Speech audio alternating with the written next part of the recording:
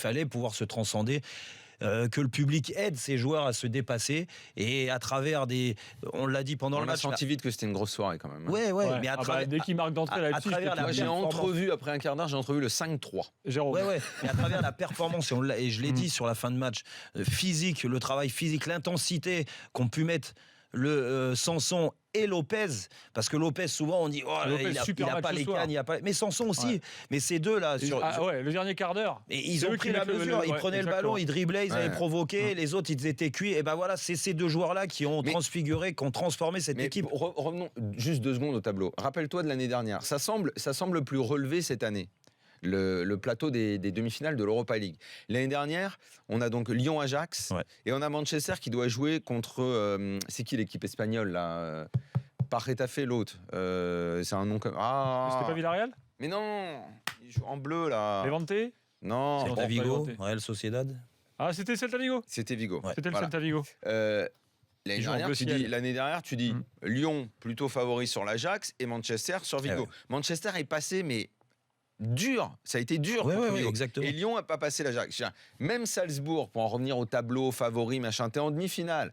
Salzbourg, tu regardes leur parcours, ils ont éliminé des bonnes équipes pour arriver là. Même eux, tu dois pas arriver en te disant évidemment tu diras c'est bon tirage par rapport à Atlético machin. C'est mieux que prendre l'Atlético avec retour à Madrid. Mais là maintenant que tu y es là, tu dois oublier toutes ces considérations. Là tu es en demi. L'Europa League c'est une compétition qui est méga longue. L'OM a commencé fin juillet. Ils sont épuisés, mais là ils marchent sur l'adrénaline. Ils marchent à autre chose. Et là, quand tu arrives le dernier carré, tu sais, tous les matchs de poule où tu t'emmerdes, tu oublies le 8e. Là maintenant c'est bon, c'est fini. Maintenant tu es sous les projecteurs là.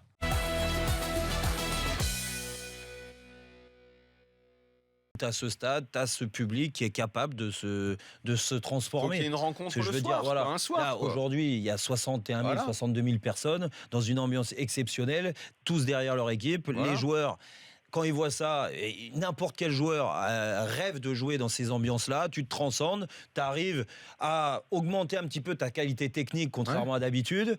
Après, l'intensité physique, c'est indispensable à ce niveau-là, essayer de marcher sur l'adversaire. Là, ils ont un vrai match de Coupe d'Europe. Ce qu'ont fait les Marseillais, et on avait des doutes sur certains joueurs. Je te parlais de Lopez, on avait des doutes physiquement. Lopez, moi, il m'a surpris aussi, parce que même lui a dû se surprendre. Ouais, c'est vrai. Voilà. Et qu'après, il y a des joueurs, techniquement, Marwan, c'est ça, il le disait, techniquement, on est peut-être pas supérieur à d'autres équipes qui sont déjà éliminées de l'Europa League ou qui sont encore qualifiées.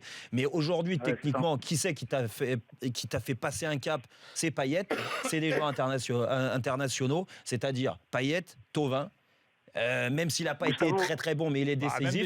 Gustavo derrière. Sid Sanson, Sakai, il fait un gros match. Ils font tous un gros match. Mais ce que je veux dire, ces joueurs-là, les joueurs que je viens de te citer, c'est des leaders. Ça doit être des leaders techniques. C'est ces joueurs-là qui doivent être au top pour permettre aux autres de se rapprocher. Et excuse-moi, mais aujourd'hui, le match de Payet, c'est exactement ça.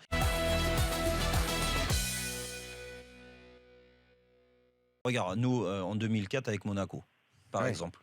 On fait une année exceptionnelle. Du moins, moi, ça restera une année exceptionnelle. On n'a pas gagné de titre. Alors qu'on méritait d'en gagner. Mais on n'a pas gagné de titre. Oui, mais elle est extraordinaire cette année-là.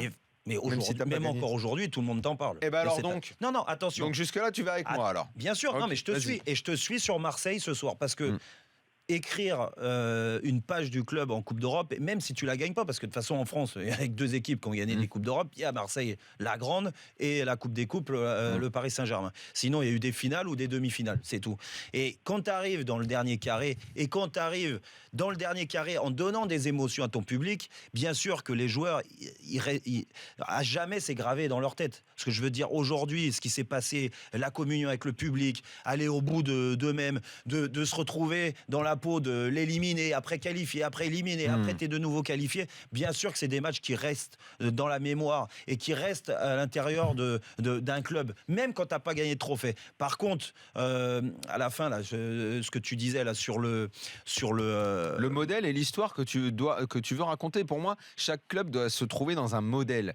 Et moi, je trouve qu'en France, ces dernières années, certains clubs ont trop voulu être dans des modèles qui ne sont pas les leurs. Voilà. Restons sur l'OM, les gars. Juste pour lui répondre du match à Daniel, quand tu dis particulier. Par contre, vu qu'ils peuvent pas, ils n'auront pas les moyens de renouveler vraiment, de renforcer cet effectif pour la Ligue des Champions. Mais au contraire, j'ai envie de te dire, avec cet état d'esprit, c'est le plus dur de mettre ça dans un club. Quand McCourt, il prend le club, il est mort. Non, mais je te dis pas de ne pas y aller, Jérôme. Non, je suis pas en train de te dire tu dois faire exprès de pas y aller. Non, évidemment que si tu y vas avec la d'esprit. Moi, je te dis okay. avec cette envie d'écrire des moments forts pour ce club, parce que les joueurs sont concernés par l'histoire de ce club, mine de rien, parce qu'on leur met ça dans la tête, parce qu'aujourd'hui il y a une communion avec ce public, et la Ligue des Champions, ça te donne une petite garantie de faire des bonnes choses.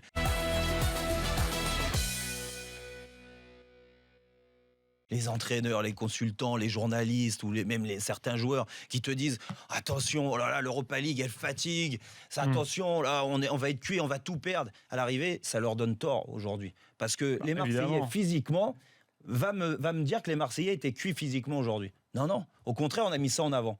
Comme quoi, tu peux arriver en avril, en ayant commencé au mois d'août contre des équipes en bois, là, l'Europa League, et être aujourd'hui, au mois d'avril, encore très bon, et surtout à plus de 100% de tes moyens physiques.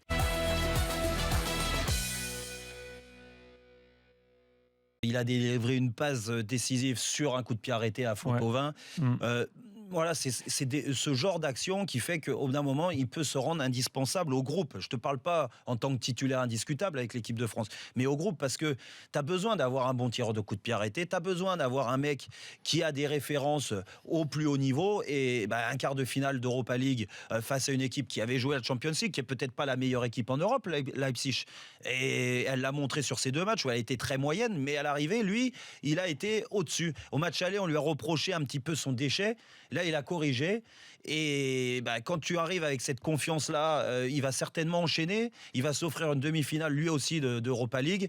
Je pense qu'il avait 2 trains de retard sur la dernière sélection parce qu'il n'y était pas. Et là, il est repassé vraiment devant certains.